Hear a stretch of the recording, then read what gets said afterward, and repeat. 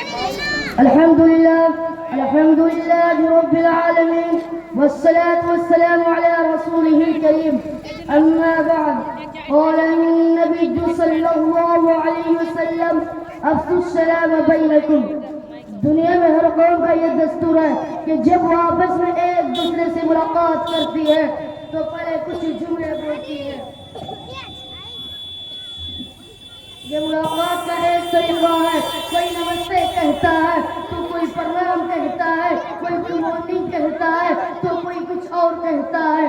غرض قوم کے ملنے کا انداز الگ ہے اور ملاقات کے وقت بولے جانے والے الفاظ بھی الگ الگ, مگر اسلام نے ملاقات کے جو آداب و طریقے سکھائے ہیں حقیقت یہ ہے کہ اس سے زیادہ پیارا طریقہ اور بہترین انداز کسی قوم و مذہب میں نہیں پایا جاتا. جب ہم کسی سے ملاقات کرتے ہیں تو کہتے ہیں السلام علیکم ورحمۃ اللہ وبرکاتہ, جس کا مطلب ہے کہ آپ پر سلامتی اور خدا کی رحمت و برکت ہو. یہ کتنی اچھی دعا ہے. ملاقات بھی ہو رہی ہے اور ہم ایک دوسرے کو سلامتی کی صحت و تندرستی کی دعا بھی دے رہے ہیں. حضرات, آپ سلام کی اہمیت کا اندازہ اس بات سے لگا سکتے ہیں کہ جب رسول اللہ صلی اللہ علیہ وسلم معراج میں تشریف لے گئے تو اللہ تعالیٰ نے ملاقات کے وقت حضور صلی اللہ علیہ وسلم سے پہلا جملہ جو کہا تو وہ یہی تھا السلام علیکم ایھا النبی ورحمۃ اللہ وبرکاتہ. اے نبی, آپ پر خدا کی جانب سے سلامتی رحمت اور برکت ہو. جسے آج بھی مسلمان 5 وقت کی نماز میں پڑھتا ہے.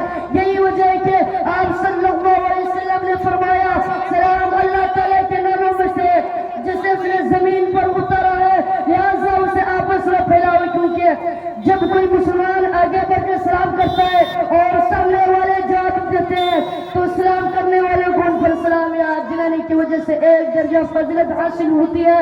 لیکن اگر وہ لوگ جواب نہ دے تو ان سے افضل یعنی فرشتے اس کے سلام کا جواب دیتے ہیں. حضرات, قرآن میں اللہ تعالیٰ نے سلام کو مبارک اور تجب فرمایا ہے اور فرمایا کہ جنتی جب آپس میں ملاقات کریں گے تو ان کی زبان پر بھی سلام ہی سلام ہوگا. جنت کا ایک نام دار السلام یعنی سلامتی کا گھر رکھا گیا ہے. اسی طرح حدیث شریف میں سلام کی بڑی فضیلت بیان کی گئی ہے. آپ صلی اللہ علیہ وسلم نے فرمایا سب سے بہترین اسلام یہ ہے کہ تم لوگوں کو کھانا کھلاؤ اور جسے جانتے ہو یا نہیں جانتے ان سب کو سلام کرو.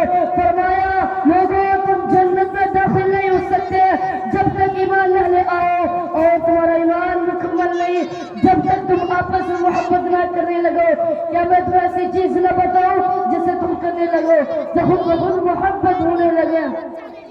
آپس میں سلام کو خوب عام کرو. فرمایا قیامت کے دن اللہ تعالیٰ سے سب سے زیادہ نزدیک وہ شخص ہوگا جو سلام سب سے پہلے کرتا ہے.